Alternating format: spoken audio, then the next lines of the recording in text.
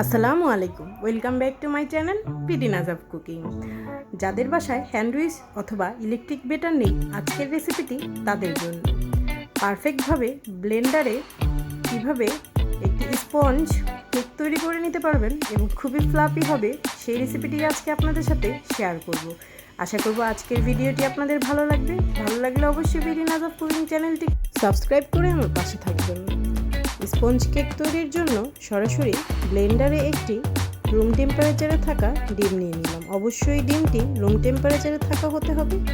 তার সাথে দিয়ে দিলাম হাফ কাপ পরিমাণ সয়াবিন তেল। আপনারা চাইলে বাটার দিয়েও করতে পারেন।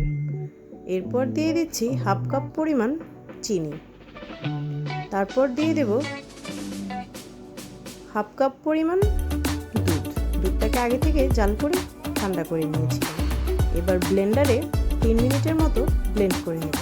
ব্লেন্ডটা এমনভাবে করতে হবে যেন ডিমটি একেবারে সাদা ফোমের মতো তৈরি হয়ে যায়। খুবই ভালোভাবে 3 মিনিট ব্লেন্ড করে নিয়েছি। দেখুন, এবার ঢাকনা খুলে দেখাচ্ছি কতটা ফ্লাফি হয়েছে, দেখেই আপনারা বুঝতে পারছেন ব্যাটারটি। এই পর্যায়ে অন্য একটি বোলের মধ্যে কেকের ব্যাটারগুলো ঢেলে দিলাম। ভালোভাবে ব্লেন্ড করার কারণে কিন্তু ব্যাটারটা একেবারে হোয়াইট কালার হয়ে গেছে। ঠিক এমনটিই আপনাদের করে নিতে হবে। এ পর্যায়ে একটি চালনির মধ্যে 1 কাপ পরিমাণ ফ্লাওয়ার দিয়ে দিলাম, আর দিয়ে দিচ্ছি 1 টেবিল চামচ পরিমাণ বেকিং পাউডার আর হাফ টিস্পুন পরিমাণ বেকিং সোডা। ভালোভাবে চালনিতে চেলে ব্যাটারের সাথে এই মিক্সচারগুলোকে মিশিয়ে দেব। অবশ্যই আপনাদের চেলে নিতে হবে, তাহলে কোনো প্রকার লাম্পস ক্রিয়েট হবে না।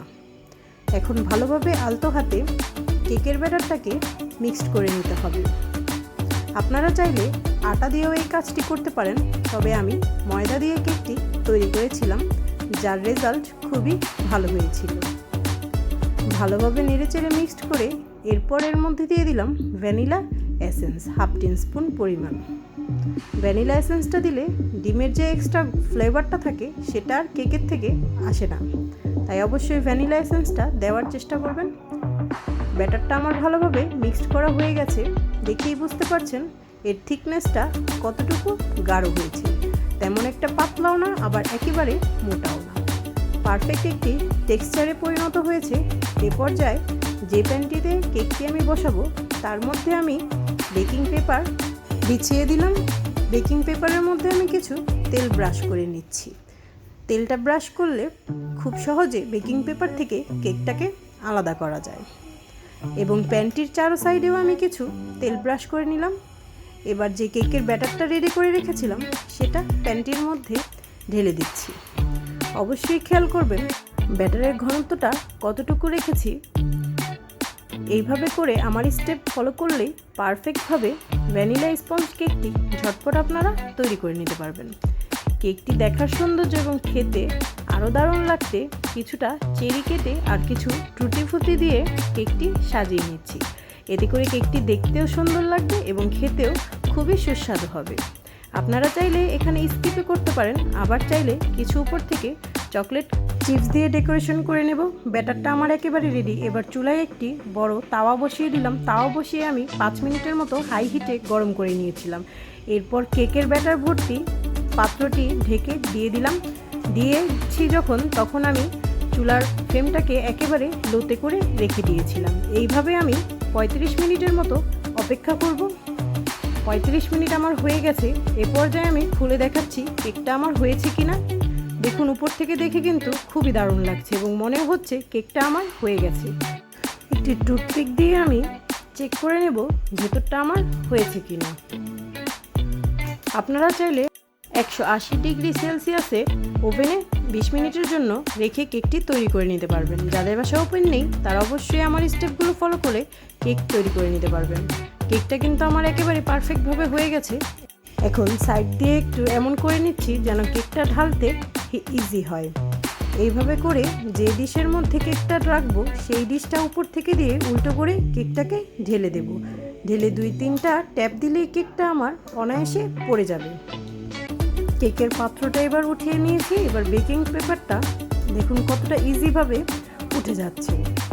পারফেক্টভাবে কেকটি তৈরি করতে হলে আমার স্টেপগুলো অবশ্যই ফলো করবেন, তাহলে খুবই ইজিভাবে এই ভ্যানিলা স্পঞ্জ কেকটি ঝটপট আপনারা তৈরি করে নিতে পারবেন।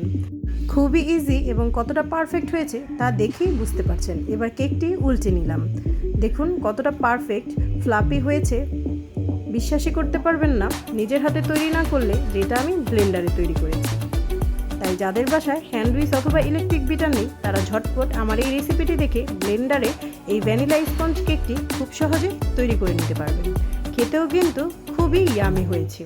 এখন আপনাদের কেটেও দেখাচ্ছি কেকটির ভিতরের অবস্থাটা কেমন হয়েছে। দেখুন কতটা ফ্লাপি, নাইফ দিয়ে কাটার পর কেকটা কিন্তু ডেবে গিয়েছিল, তারপর আবার কেকটা কতটা ফ্লাপি হয়ে উপরে উঠে এসেছে। দেখেই আপনারা বুঝতে পারছেন কতটা পারফেক্ট হয়েছে স্পঞ্জ কেকটি। অবশ্যই রেসিপিটি বাসায় ট্রাই করবেন, ট্রাই না করলে তো বুঝতেই পারবেন না কতটা পারফেক্ট। দেখুন দেখতেও যেমন লোভনীয়, খেতেও কিন্তু এর স্বাদ খুবই অসাধারণ। আশা করব আজকের রেসিপিটি আপনাদের কাছে ভালো লেগেছে। ভালো লাগলে অবশ্যই বিডি নাজা কুকিং চ্যানেলটিকে সাবস্ক্রাইব করবেন, লাইক করবেন আর কমেন্টস করে অবশ্যই জানাবেন আজকের এই ভ্যানিলা স্পঞ্জ কেক রেসিপিটি, তাও আবার ব্লেন্ডারে চুলায় তৈরি, কেমন হয়েছে অবশ্যই জানাবেন। কতটা পারফেক্ট আর ফ্লাপি হয়েছে দেখেই আপনারা বুঝতে পেরেছেন। খুবই সফট আর এটা তৈরি করতে খুবই ইজি। অবশ্যই আমার স্টেপগুলো ফলো করে আপনারা রেসিপিটি ঝটপট তৈরি করে নেবেন। তাই আজকের মতো বিদায় নিচ্ছি, আবার আসবো নতুন কোনো রেসিপি নিয়ে। আল্লাহ হাফেজ।